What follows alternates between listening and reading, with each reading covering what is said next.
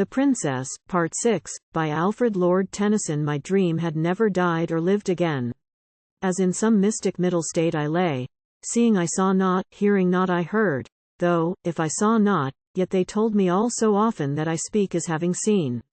For so it seemed, or so they said to me, that all things grew more tragic and more strange, that when our side was vanquished and my cause forever lost, there went up a great cry, the prince is slain. My father heard and ran in on the lists, and there unlaced my casque and grovelled on my body, and after him came Psyche, sorrowing for Aglaďa. But high upon the palace Ida stood with Psyche's babe in arm. There on the roofs like that great dame of Lapidoth she sang.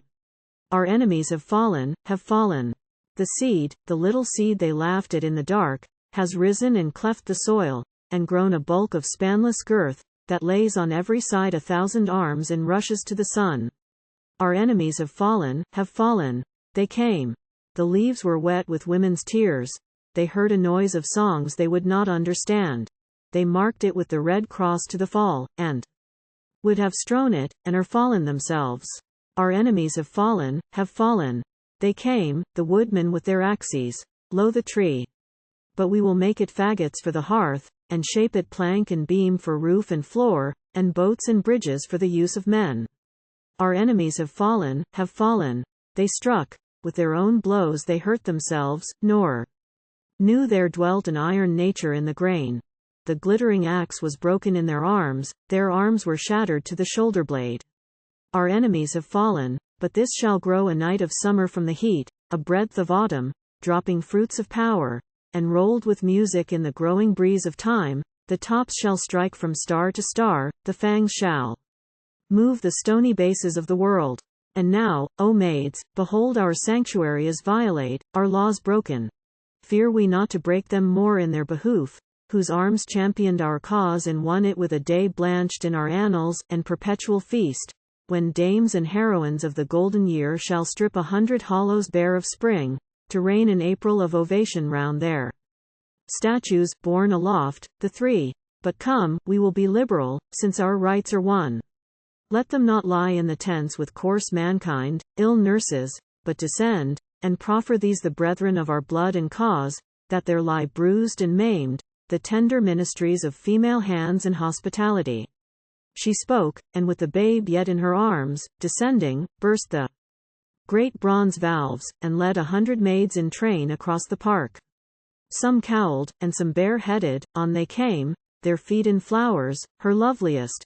By them went the enamored air sighing, and on their curls from the high tree the blossom wavering fell, and over them the tremulous isles of light slitted, they moving under shade. But Blanche at distance followed, so they came. Anon through open field into the lists they wound timorously, and as the leader of the herd that holds a stately fretwork to the sun, and followed up by 100 Erides, steps with a tender foot, light as on air, the lovely, lordly creature floated on to where her wounded brethren lay. There stayed, knelt on one knee, the child on one, and pressed their hands, and called them dear deliverers, and happy warriors, and immortal names, and said, You shall not lie in the tents but here, and nursed by those for whom you fought, and served with female hands and hospitality. Then, whether moved by this, or was it chance, she passed my way.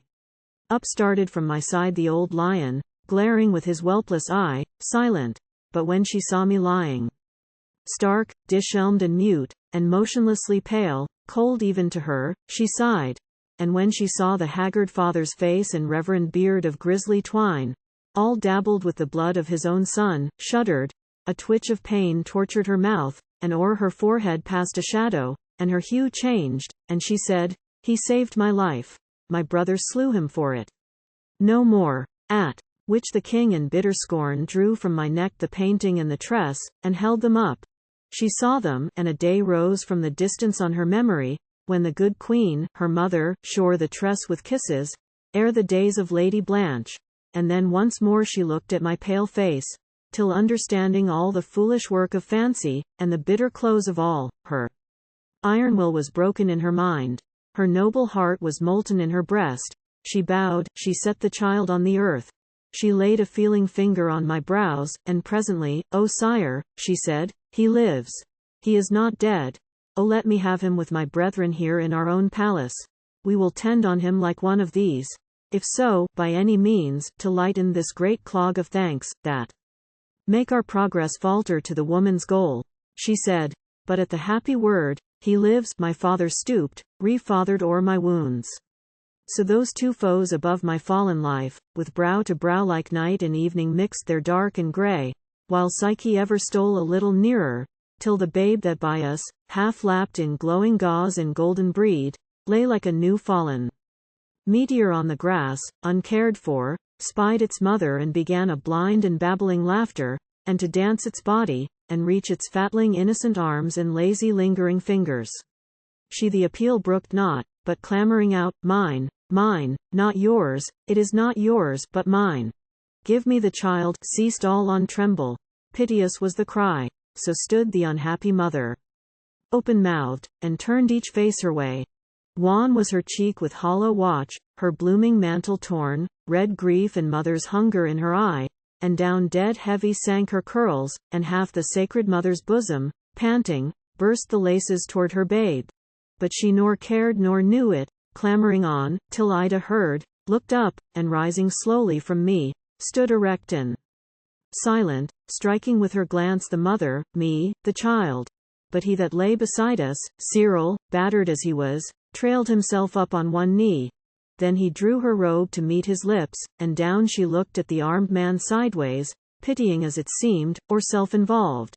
But when she learned his face, remembering his ill-omened song, arose once more through all her height, and o'er him grew tall as a figure lengthened on the sand when the tide ebbs in sunshine, and he said, O fair and strong and terrible lioness that with your long locks play the lion's mane, but love and nature, these are two more terrible and stronger.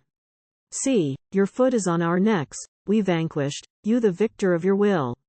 What would you more? Give her the child. Remain orbed in your isolation. He is dead, or all is dead. Henceforth we let you be.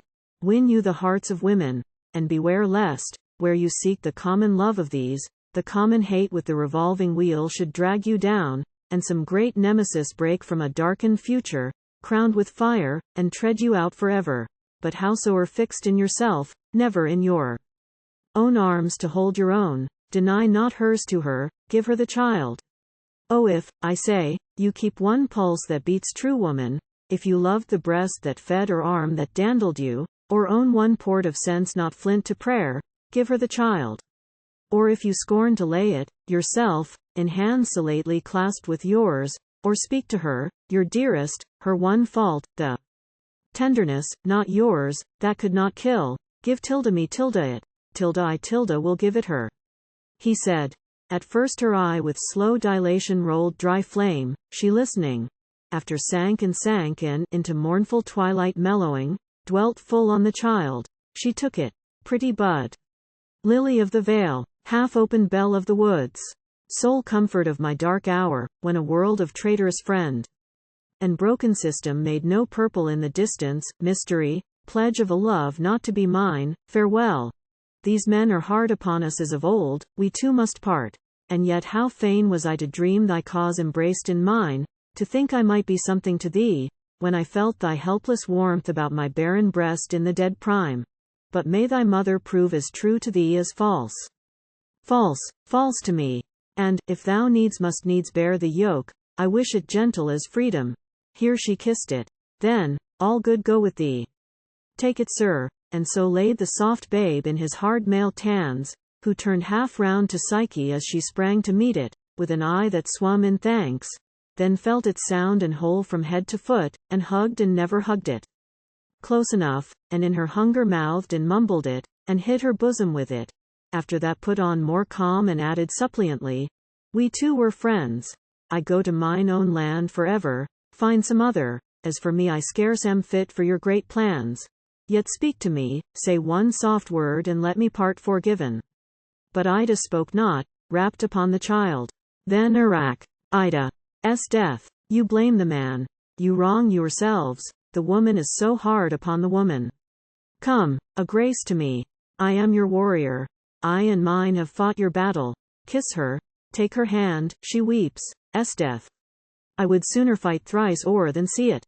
But Ida spoke not, gazing on the ground, and reddening in the furrows of his chin, and moved beyond his custom. Gama said, I've heard that there is iron in the blood, and I believe it. Not one word? Not one? Whence drew you this steel temper? Not from me, not from your mother, now a saint with saints. She said you had a heart. I heard her say it. Our Ida has a heart, just ere she died. But see that someone with authority be near her still, and I sought for one. All people said she had authority. The Lady Blanche, much profit. Not one word. No. Though your father sues, see how you stand stiff as Lot's wife, and all the good knights maimed. I trust that there is no one hurt to death, for our wild whim. And was it then for this we gave our palace up, where we withdrew from summer heats in state, and had our wine and chess beneath the plains, and many a pleasant hour with her that's gone, ere you were born to vex us? Is it kind? Speak to her, I say. Is this not she of whom, when first she came, all flushed, you said to me, now had you got a friend of your own age, now could you share your thought? Now should men see two women faster welded in one love than pairs of wedlock, she you walked with, she you talked with, whole nights long, up in the tower, of sign and arc, spherod and azimuth, and right ascension, heaven knows what. And now a word, but one little kindly word, not one to spare her. Out upon you, flint. You love nor her, nor me, nor any. Nay, you shame your mother's judgment too. Not one? You will not? Well, no heart have you, or such as fancies like the vermin in a nut have fretted all to dust and bitterness. So said the small king, moved beyond his wont. But Ida stood nor spoke, drained of her force by many a varying influence, and so long down through her limbs a drooping languor wept, her head a little bent, and on her mouth a doubtful smile dwelt like a clouded moon in a still water. Then brake out my sire, lifted his grim head from my wounds. O you, woman, whom we thought woman even now, and were half fooled to let you tend our son, because he might have wished it. But we see, the accomplice of your madness unforgiven, and think that you might mix his draught with death, when your skies change again. The rougher hand is safer. On to the tents, take up the prince. He rose, and while each ear was pricked, to attend a tempest, through the cloud that dimmed her broke a genial warmth and light once more, and shone through glittering drops on her sad friend. Come hither, O Psyche, she cried out, embrace me, come, quick while I melt. Make reconcilement sure with one that cannot keep her mind an hour. Come to the hollow, here they slander so. Kiss and be friends, like children being chid. I seem no more. I want forgiveness too. I should have had to do with none but maids, that have no links with men. Ah, false but dear, dear traitor, too much loved, why? Yet see, before these kings we embrace you yet once more with all forgiveness, all oblivion, and trust, not love, you less. And now, O sire, grant me your son, to nurse, to wait upon him, like mine own brother, for my debt to him, this nightmare weight of gratitude, I know it. Taunt me no more. Yourself and yours shall have free at it. We will scatter all our maids till happier times, each to her proper hearth. What use to keep them here, now? Grant my prayer. Help, father, brother, help. Speak to the king. Thaw this male nature to some touch of that which kills me with myself, and drags me down from my fixed height to mob me up with all the soft and milky rabble of womankind, poor weakling even as they are. Passionate tears followed. The king replied not. Cyril said, your brother, lady, Florian, ask for him of your great head, for he is wounded too, that you may tend upon him with the prince. I so, said Ida with a bitter smile, our laws are broken. Let him enter too. Then Violet, she that sang the mournful song, and had a cousin tumbled on the plain, petitioned too for him. I so, she said, I stagger in the stream. I cannot keep my heart and eddy from the brawling hour. We break our laws with ease, but let it be. I so? Said Blanche. Amazed am I to her your highness, but your highness breaks with ease the law your highness did not make. 'Twas I had been wedded wife, I knew mankind, and blocked them out. But these men came to woo your highness, verily I think to win So she, and turned askance a wintry eye, but Ida with a voice, that like a bell tolled by an earthquake in a trembling tower, rang ruin, answered full of grief and scorn. Fling our doors wide. All, not one, but all, not only he, but by my mother's soul, whatever man lies wounded, friend or foe, shall enter, if he will. Let our girls flit, till the storm die. But had you stood by us, the roar that breaks the pharos from his base had left us rock. She fain would sting us too, but shall not. Pass, and mingle with your likes. We brook no further insult but are gone. She turned. The very nape of her white neck was rosed with indignation. But the prince her brother came. The king her father charmed her wounded soul with words. Nor did mine own refuse her proffer, lastly gave his hand. Then us they lifted up, dead weights, and bare straight to the doors.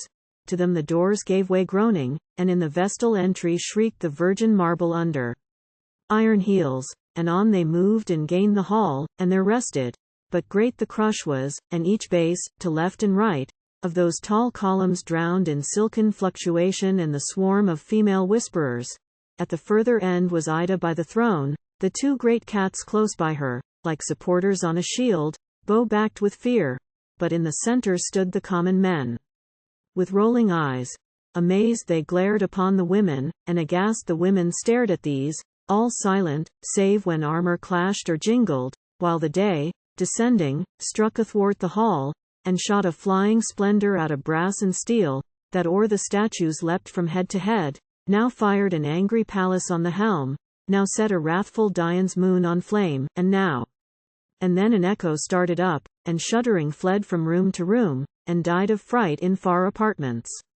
Then the voice of Ida sounded, issuing ordinance, and me they bore up the broad stairs, and through the long laid galleries past 100 doors to one deep chamber shut from sound, and due to languid limbs and sickness, left me in it, and others other where they laid, and all that afternoon a sound arose of hoof and chariot, many a maiden passing home till happier times, but some were left of those held sagest, and the great lords out and in, from those two hosts that lay beside the walls, walked at their will, and everything was changed. Ask me no more. The moon may draw the sea, the cloud may stoop from heaven and take the shape with fold to fold, of mountain or of cape, but oh too fond, when have I answered thee? Ask me no more, ask me no more, what answer should I give? I love not hollow cheek or faded eye, yet, O my friend, I will not have thee die. Ask me no more, lest I should bid thee live. Ask me no more. Ask me no more. Thy fate and mine are sealed. I strove against the stream and all in vain. Let the great river take me to the main. No more, dear love, for at a touch I yield. Ask me no more.